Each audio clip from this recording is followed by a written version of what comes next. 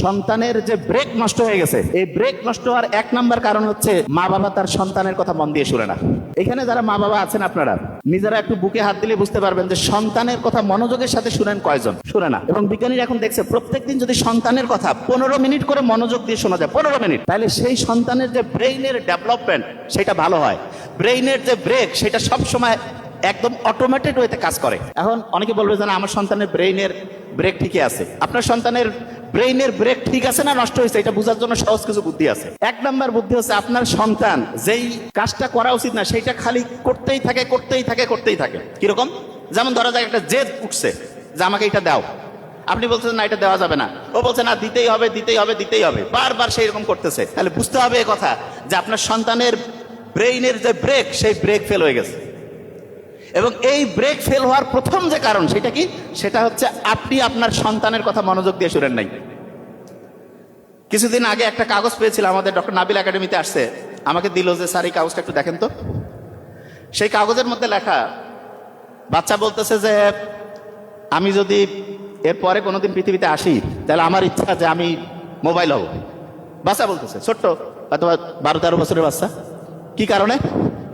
কারণ মা বাবা যখনই তার আশেপাশে বাসায় থাকে, মোবাইল নিয়ে বাপ মা বসে গেছে, বাচ্চার কথা শুনে না। এবং এটা বেশিরভাগ লোকজনের এই প্রবলেম, সন্তানের দিকে ফোকাস নাই, মোবাইল নিয়ে বসে আছে, গল্প গুজব করতেছে, কিন্তু মোবাইলের প্রতি তার ফোকাস, বাচ্চার প্রতি ফোকাস নাই।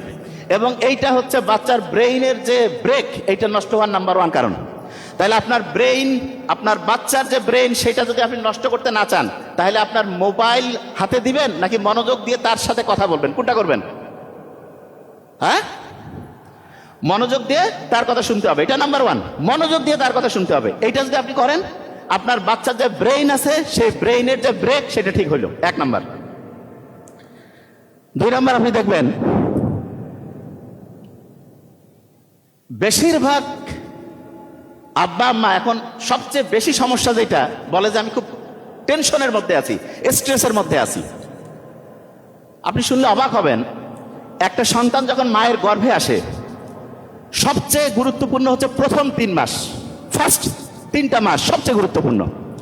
এবং এই 3 মাস বিজ্ঞানীরা এখন গবেষণা করে দেখছে যে ওই সময় মায়ের গর্ভে যখন বাচ্চা থাকে, প্রথম 3 মাস মা মোবাইলের সাথে কতটা কানেক্টেড, এবং সেইটার কারণে তার শরীরে যে রেডিয়েশন আসে, সেইটার কারণে সন্তানের মধ্যে রেডিয়েশনের ক্ষতিকর প্রভাব যায়।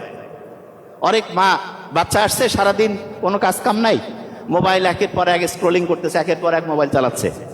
এবং মোবাইলের মধ্যে শিক্ষণীয় জিনিস দেখলে ওরকম ক্ষতি নাই, কিন্তু বেশিরভাগ দেখবেন তো কোন জিনিসগুলো মোবাইলের মধ্যে মানুষ বেশি অ্যাডিক্টেড হচ্ছে, আন্দাজে গেম খেলতেছে, গল্প আড্ডাবাজি করতেছে। অথচ ওই মা যদি ওই সময়টা হচ্ছে কোরআন পড়তো, হাদিস পড়তো, বাড়ির হচ্ছে যে আত্মীয় স্বজন যাদের সাথে তার সম্পর্ক স্বাভাবিকভাবে ভালো রাখার কথা সেইটা যদি রাখতো, অটোমেটিক মায়ের শরীর ভালো থাকতো, সন্তানের ডেভেলপমেন্টটা সুন্দর হইতো। তা আমাদের মায়েরা যখন গর্ভে বাচ্চা আনছে, প্রথম 3 মাস যেমন সন্তানের জন্য ইম্পর্টেন্ট, ঠিক তেমনি করে বাচ্চা যখন পৃথিবীতে আসলো প্রথম 3 বছর খুব ইম্পর্টেন্ট। আমি ওনার একটা প্যারেন্টিংয়ের মাস্টার ক্লাস সম্ভবত একটা দেখছিলাম, উনি ওখানে বলছে যে প্রথম ওনার যখন বাচ্চা আসলো, সম্ভবত ওনাদের টুইন নাকি এরকম, ঠিকই শুনছি তাহলে, তা বললো যে 2টা বাচ্চাকে নিয়ে বাসা করছে, কিন্তু ওইখানেও যেতে পারছি না, টাকা এমনিতে দিতে হইলো। দেখা গেল যে নানা নানিরা অনেক সাপোর্ট দিয়েছে, তা বাচ্চাই একটাকে ধরে রাখি, আরেকটা ঘুমায়, আরেকটা উঠে যায়, এই রুম থেকে ওই রুমে দৌড়াদৌড়ি, এরকম ব্যাপার। তা বাচ্চার সাথে মায়ের কানেকশন, বাবার কানেকশন প্রথম 3 বছর খুব ইম্পর্টেন্ট। তবে এখানে মাথায় রাখতে হবে, মায়ের সাথে কিন্তু 1 নাম্বার। আমরা বলি না মাদার টাং, ফাদার টাং তো বলি না, মাতৃভাষার ইংলিশ কি বলি, মাদার টাং না ফাদার টাং? হ্যাঁ, মাদার টাং। তার মানে মায়ের সাথে সম্পর্কটা আত্মিক, এবং মায়ের কাছ থেকে বৈশিষ্ট্যগুলো সন্তানের মধ্যে বেশি যাবে, বাবার কাছ থেকে আসবে, তবে মায়ের কাছ থেকে সবচেয়ে বেশি যাবে। এই জন্য বাচ্চার প্রথম 3 বছর তার সাথে সবসময় কানেক্টেড থাকতে হবে, এবং তখন দেখা যাবে যে বাচ্চার যে ব্রেইনের যে ডেভেলপমেন্টটা সেটা অসাধারণ হবে। যে জায়গায় আমি ছিলাম, ব্রেইন একটা ব্রেক আছে, তাইলে এই ব্রেকটা নষ্ট হয় মন দিয়ে যদি মা বাবার সাথে সন্তানের ওই যে কথাবার্তাটা না হয়, তখন ব্রেইনটা নষ্ট হয়ে যায়। দ্বিতীয় আরেকটা জিনিস আছে যেটা শুনলে একটু অবাক হবে, ব্রেইনের জন্য সবচেয়ে দরকার হচ্ছে ন্যাচারাল প্রাকৃতিক যে আলো আছে এটা সবচেয়ে দরকার। এটা একটু মন দিয়ে শুনতে হবে। আমি শুনলাম এসে যে শায়েখ আব্দুর রাজ্জাক উনি হচ্ছে রাজশাহীতে বেশি থাকে এবং খুবই ভালো। ঢাকা শহর খারাপ ভালো এটা নিয়ে বলে অনেকে আবার মেজাজ গরম হয়ে যায় যে হ্যাঁ ঢাকা খালি খারাপ, কিন্তু আপনাকে বুঝতে হবে কোনটা ভালো কোনটা খারাপ আপনি নিজে ডিসিশন নেন, মিলায় নেন, এক এক করে মিলায় নেন। আপনার সন্তানের ব্রেইনের জন্য সবচেয়ে দরকার যে জিনিসটা সেটা হচ্ছে সূর্যের যে আলো, ন্যাচারাল। এবং মাঠের মধ্যে বাচ্চাকে নিয়ে আপনি হাঁটবেন, বাচ্চার ব্রেইনের জন্য ডেভেলপমেন্টাল যে কোয়ালিটিটা এটা অসাধারণ হবে। এখন আপনি চিন্তা করেন, মুরগি দেখছেন না, মুরগির মধ্যে একটা আছে না ব্রয়লার মুরগি। আচ্ছা, ব্রয়লার মুরগি যে সূর্যের আলোর নিচে থাকে না লাইটের আলোর নিচে থাকে? হ্যাঁ, লাইটের আলো। আচ্ছা, আমাদের এই যে ঢাকা শহরে যে ফ্ল্যাট বাড়িগুলো আছে এগুলোতে সূর্যের আলো বেশি আসে নাকি এই যে ন্যাচারাল আলোর চাইতে এই যে আর্টিফিশিয়াল যে লাইট কোনটা বেশি আছে? লাইটের আলো বেশি নাকি সূর্যের আলো বেশি?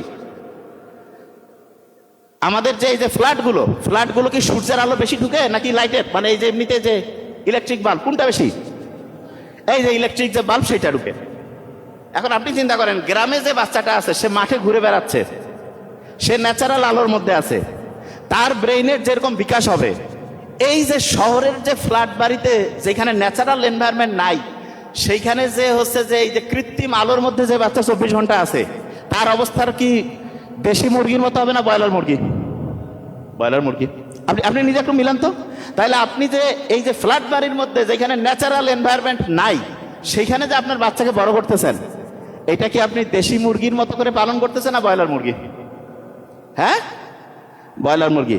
আচ্ছা, এখানে যারা আছেন একটু জাস্ট খেলে আমি একটু জানার জন্য, সাহেবকে ইয়া করতে হবে না, জাস্ট আমি জানার জন্য, যারা মোটামুটি এখন সফল হয়েছে বেশিরভাগ লোক কি গ্রাম থেকে আসছে না শহর থেকে?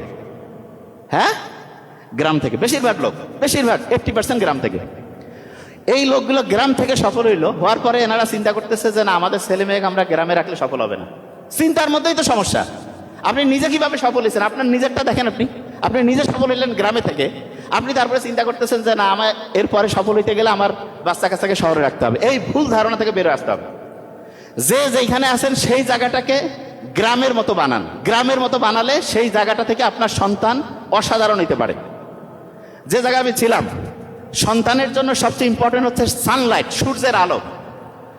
শহরে যারা থাকেন, আব্বা আম্মা ভাই বোন সহ যারাই থাকেন, যেই ফ্যামিলিতে, সূর্যের আলোয় প্রত্যেক দিন 30 মিনিট হলেও আপনার বাচ্চাকে নিয়ে হাঁটতে হবে। 30 মিনিট সূর্যের আলোর মধ্যে 30 মিনিট করে হাঁটতে হবে। তাহলে সূর্যের আলোর নিচে 30 মিনিট করে হাঁটবেন। একটু হাতটা উঁচু করে দেখান তো কারা কারা হাঁটতে পারবেন। আচ্ছা, ভেরি নাইস।